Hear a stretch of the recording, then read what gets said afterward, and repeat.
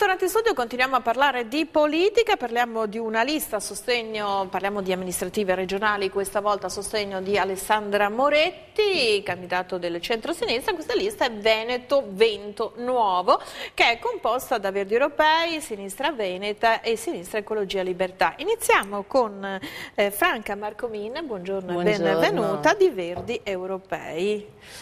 Allora, innanzitutto Veneto Nuovo è una lista che come vuole innovare il Veneto? Beh, intanto è una lista che oltre a riunire queste tre forze politiche che a partire dai propri valori proprio di partito, Verdi Europei di cui io faccio parte, Sinistra Ecologia Libertà e Sinistra Veneta che è costituita dal consigliere regionale Pettenò di Rifondazione Comunista, vuole essere assolutamente un laboratorio politico nel Veneto di apertura ai movimenti, associazioni e comitati.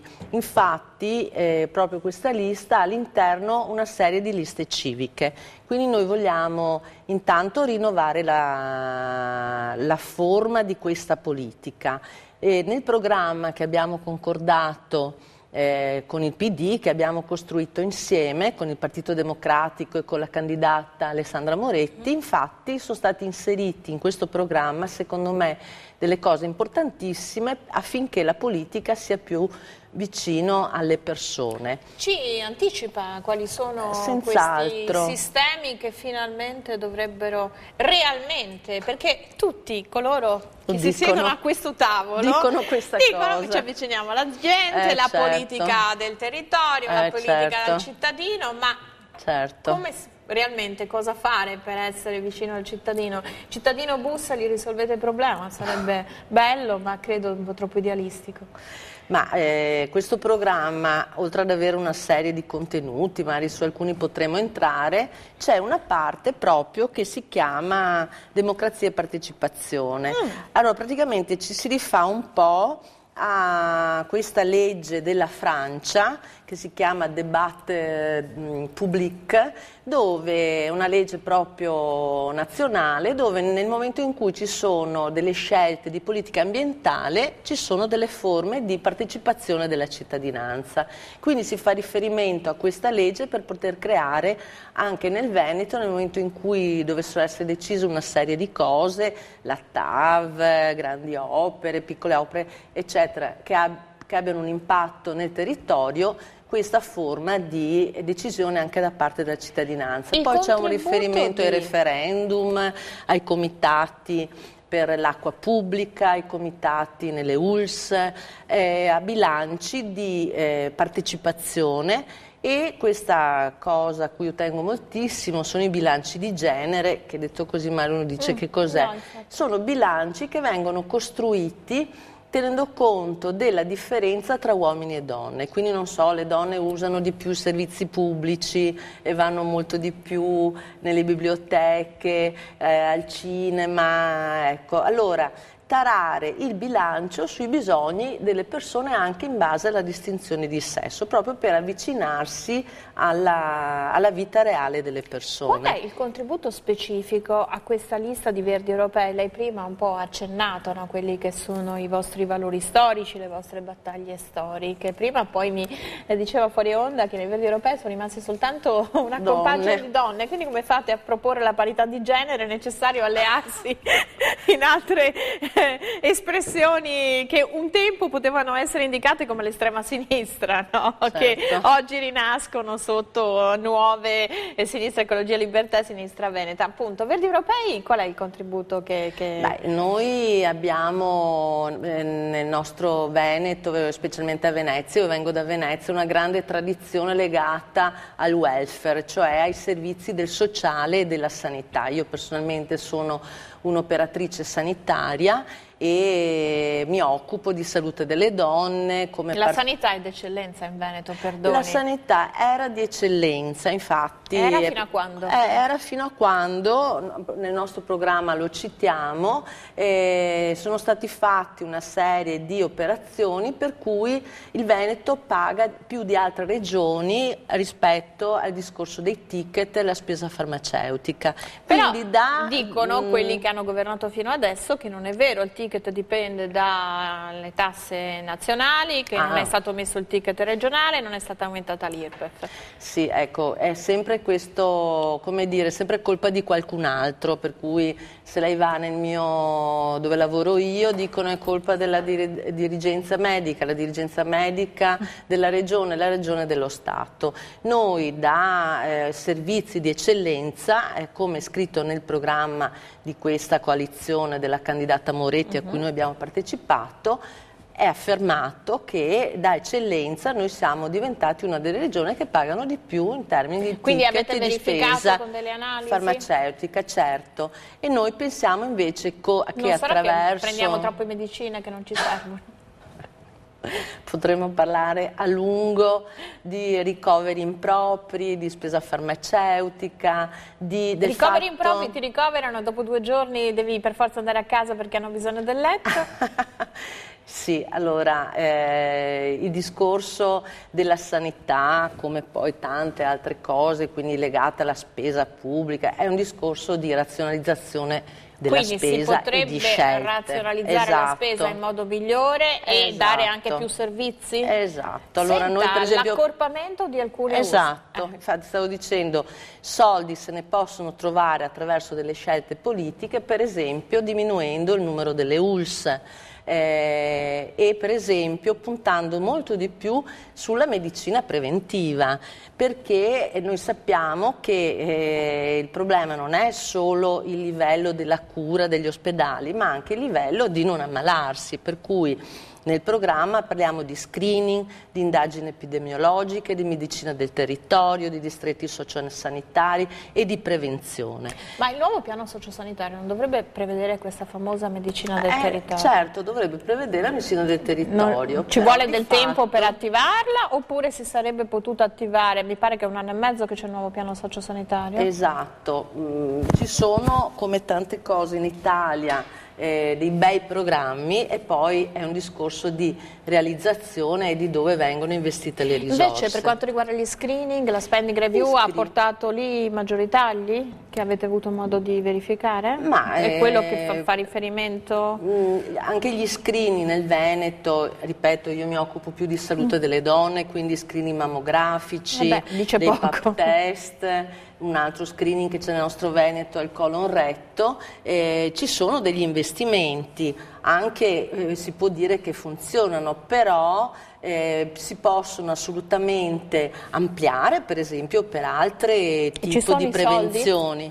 I soldi li dobbiamo sempre, come dire, tirare via da investimenti di un certo tipo per metterli sulla salute delle persone. Tra l'altro, come viene detto ormai da molto tempo, in base alla crisi eccetera, c'è gente che anche non si cura più perché i servizi costano molto, perché non c'è un investimento a questo livello. Si potrebbe, ne approfitto della sua presenza, agire sui ticket in base al reddito, in base alla patologia, perché magari dare tutto a tutti non è più possibile? No, ma infatti noi per esempio nel programma parliamo di un reddito di cittadinanza, è un'altra cosa. Però per dire che intendiamo verificare e proporre nel Veneto questo reddito di cittadinanza in base a delle fasce di popolazione con ISEE. Sì, siete d'accordo certo con i 5 tipo. Stelle?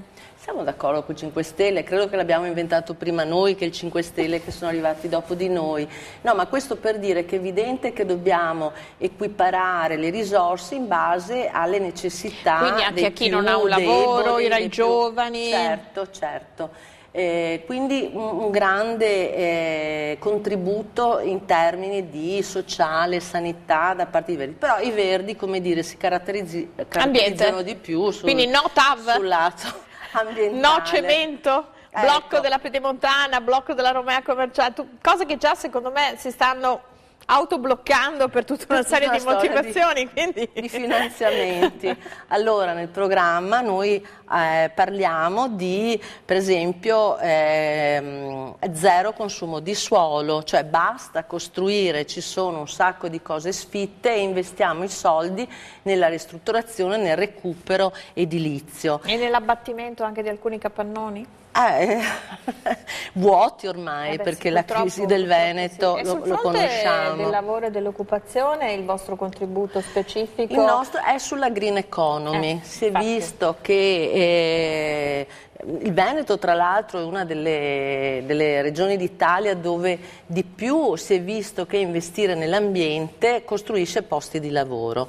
Quindi potremmo dire che dobbiamo ampliare assolutamente in questa direzione di come, mentre una volta si metteva l'ambiente contro il lavoro, allora chiudiamo le fabbriche ma gli operai perdono il posto di lavoro per salvaguardare l'ambiente, si è visto che invece, per esempio, tutto il discorso della raccolta dei rifiuti differenziata ormai è dentro a un discorso di produzione industriale, cioè ci sono delle filiere industriali che si occupano di difesa dell'ambiente e creazione di posti di lavoro. Questa è la green economy. Potrebbe trovare un'allocazione a Porto Marghera dove... Beh, là a Porto Marghera c'è tutto un problema sulle bonifiche di Porto Marghera. Posti di lavoro se ne possono, ripeto, creare facendo gli investimenti nelle zone giuste. Nel nostro programma ulteriori contributi sono legati per esempio al discorso anche dei trasporti, di una metropolitana di superficie, quindi passare da gomma a rotaia, a idrovie, per cui contratti di lago, contratti di fiume per il trasporto, contro le trivellazioni in Adriatico, contro le produzioni che abbiano OGM al loro interno, quindi temi cari al Partito dei Verdi italiano, ma noi siamo appunto collegati con i Verdi europei. E se non sbaglio anche temi condivisi in maniera trasversale tendenzialmente. Ma questi sono condivisi sicuramente all'interno della nostra lista che si chiama Veneto Vento Nuovo. Mi sembra anche di vedere che certi punti sono no all'OGM, anche la lista Zaia condivide alcuni punti. Non è che noi siamo... No, ma è interessante vedere che ci sono delle problematiche da risolvere e un domani, qualsiasi essa sia la compagine del Parlamento regionale, sperare che ci possa essere una linea veneta di risoluzione dei problemi. Visto che voi vi occupate di ambiente, per quanto riguarda il dissesto idrogeologico... certo. È quello il discorso che dicevo prima del zero consumo del suolo, perché costruire vuol dire portare a un dissesto idrogeologico. Che però abbiamo già, quindi come si fa a metterlo in sicurezza? A questo punto, a parte il fatto di dire non costruiamo più, rigeneriamo, recuperiamo, eccetera, dobbiamo investire nel disastro, cioè nell'assetto idrogeologico del territorio, ed ecco anche qua nuovi posti di lavoro, quindi sul discorso della green economy legati alla salvaguardia del territorio. Altre questioni su cui voi terrete il ferro sempre ben caldo, quali possono essere, insomma? Ma noi abbiamo, ripeto, un programma legato a punti del nuovo modello di sviluppo, contro questo modello di sviluppo che ha distrutto il nostro territorio, una delle zone più belle d'Italia da un punto di vista sia montano che marino, e vari punti sul lavoro, la sanità, il territorio, i trasporti, magari nel senso che io personalmente faccio parte della consulta delle donne del Comune di Venezia, dove abbiamo fatto un programma per la nostra città, dove abbiamo parlato dei negozi di vicinato, dove abbiamo parlato di una città che si fonda non solo sulla l'economia, il lavoro, eccetera, ma anche sulle relazioni tra le persone, a parte che Venezia si presta in qualche modo per dire che le città sono fatte delle persone che le abitano. Un'ultima cosa, poi chiedo Lumi alla regia se mi dice se abbiamo già esaurito il tempo a disposizione, perché il cronometro lo vedo non proprio precisissimo. Per le donne, sicurezza... per le donne, maltrattamenti, che sono questioni che non è un Certo. discorso fatto da donne, ma un discorso che è oggettivo. Stavo infatti dicendo che una delle novità di questa nuova coalizione di centrosinistra è che c'è una presidente donna. Questo non sarà un caso, è un segno dei tempi, non c'è mai stata. A parte... In Veneto non c'è mai stata, però in Veneto Friuli non invece c'è. sì, Sì, c'è ma stata nel Alessandra Veneto... Guerra, adesso Deborah Serracchiani. Certo, nel Veneto noi non abbiamo mai avuto giunte che non fossero di centrodestra, quindi la grande discontinuità col passato è questa vittoria del centrosinistra con una candidata donna. Con metà giunta fatta per legge di donne, metà Certo. consiglio regionale di No, donne. no, non c'è la legge. Ah no? No, purtroppo no. Ah, è nelle liste che è metà e metà. È nei comuni, noi nei in comune andremo a votare con la doppia preferenza, cioè abbiamo l'obbligo di votare un uomo e una donna o solo un uomo. Mentre nella regione dove era passata in commissione la proposta di legge della doppia preferenza è stata bocciata vedi, un dettaglio che mi ero persa. dalla giunta Zaia, e noi con la Moretti abbiamo fatto l'accordo che naturalmente il PD allora era d'accordo, ma non essendo in maggioranza in giunta, che ci sia la doppia preferenza ecco. anche.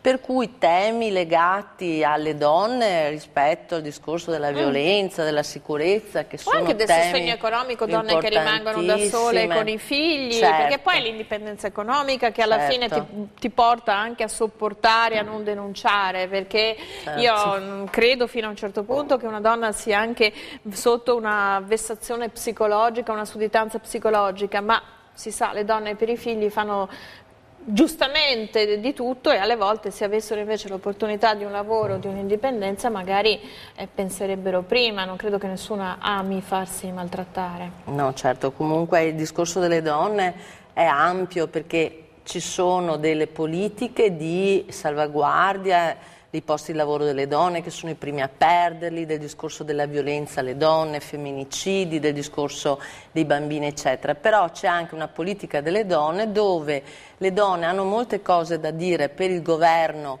della cosa pubblica, della regione, delle amministrazioni, ma anche, come dire, delle industrie, dove le donne poi non hanno mai questa possibilità perché i meccanismi che ci sono molto a misura maschili. Però magari i meccanismi si possono iniziare a cambiare per esserci sia gli uni che gli altri. Li cambieremo con questa nuova vittoria, questa vittoria che ci sarà con una presidente donna. Ringrazio Franca Marcomin di Verdi Europee, torniamo subito dopo la pubblicità con un altro componente della lista Veneto Nuovo. Grazie.